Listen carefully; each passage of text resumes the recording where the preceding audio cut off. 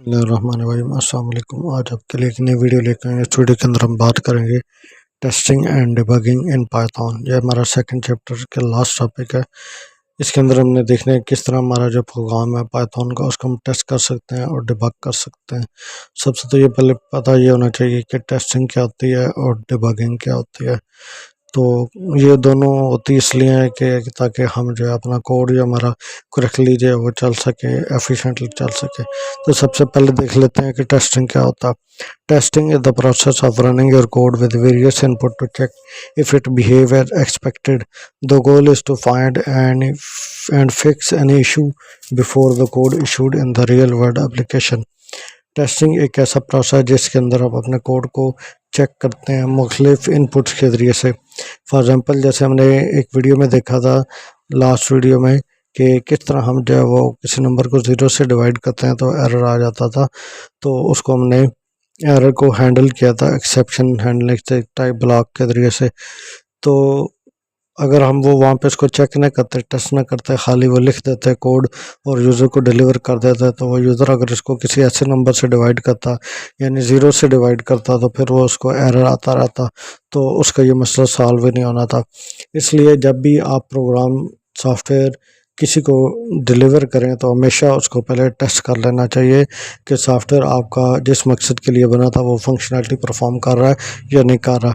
Testing जो है ये मुख्तलिफ तरह की होती है। यूनिट टेस्टिंग होती है, इंटीग्रेशन टेस्टिंग होती है, फंक्शनल टेस्टिंग होती है और रिग्रेशन टेस्टिंग होती है। यूनिट टेस्टिंग के अंदर आप जो इंडिविजुअल फाइल्स है, इंडिविजुअल कोड है, फंक्शन है, क्लासेस हैं, हर फाइल को, हर फंक्शन, हर क्लास को अलग अलग से टेस्ट करते हैं। Python unit test module is commonly use for this. एक पाइथन का यूनिट टेस्ट मॉड्यूल है, ठीक है। उसके ज़रिए से हम पाइथन के जितने भी हमारे पास मॉड्यूल्स बने हैं या क्लासेस बने हुए हैं या हमने फंक्शंस बनाए हुए हैं उनको हम टेस्ट कर सकते हैं।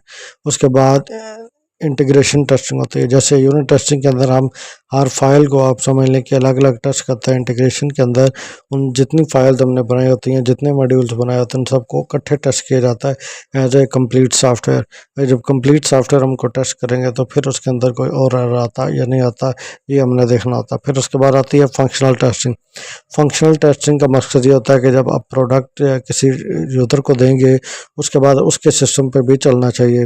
ये नहीं है कि सिर्फ आपके सिस्टम पे चल रहा है तो ठीक है प्रोग्राम, ऐसा नहीं है। प्रोग्राम बाज़ औक़ात इस तरह होता है, सॉफ्टवेयर आपके पास तो चल रहा होता है लेकिन जब आपके जिस कस्टमर के लिए बनाया था उसको वो चलाता है तो उसको एरर आता है।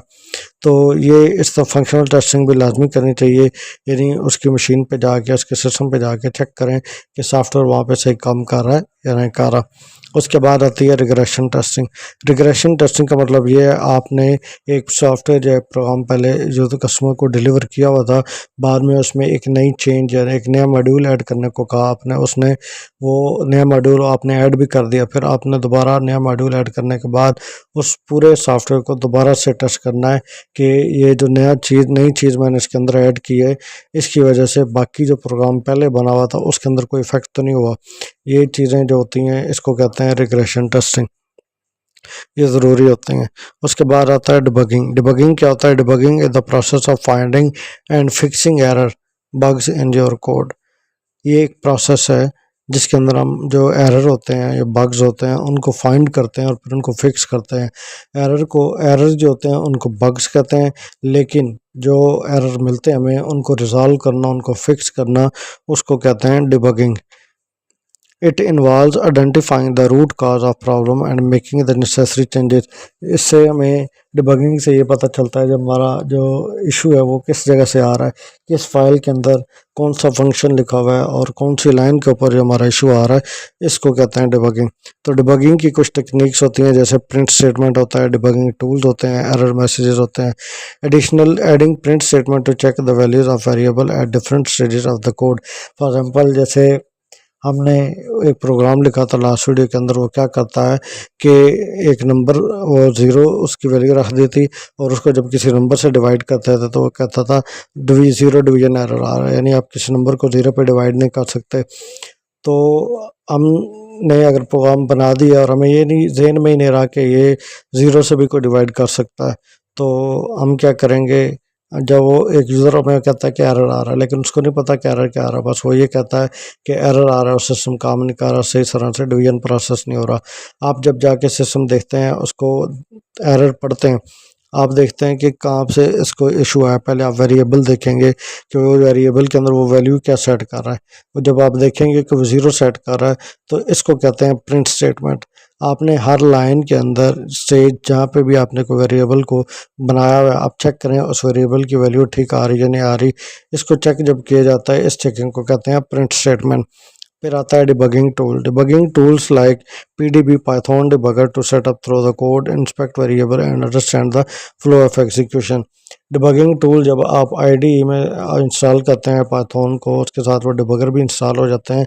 जब आप प्रोग्राम रन करते हैं तो आपको एरर बताता है कि आपके इस फाइल के अंदर इस लाइन के ऊपर ये एरर है और ये पॉसिबल एरर हो सकता है, यानी आपने यहाँ पे ये चीज़ लिखनी थी, ये लिखी हुई है। तो ये डिबगिंग टूल्स के ज़रिए से भी हम टेस्टिंग कर सकते हैं, उस डिबगिंग कर सकते हैं। उसके बाद एरर मैसेजेस, जो एरर मैसेज जब कोई एरर आता है किसी को, तो एरर ऊपर लिखा हुआ आता है कि ये एरर आया, वो मैसेज पढ़ के भी हम अपने जो एरर हैं उनको ठीक कर सकते हैं। तो ये होती है डिबगिंग और टेस्टिंग। यहाँ तक हमारा सेकंड चैप्टर जो कंप्लीट होता है। अगर किसी चीज़ की समझ नहीं आई तो आप पूछ लें। अल्लाह हाफिज़।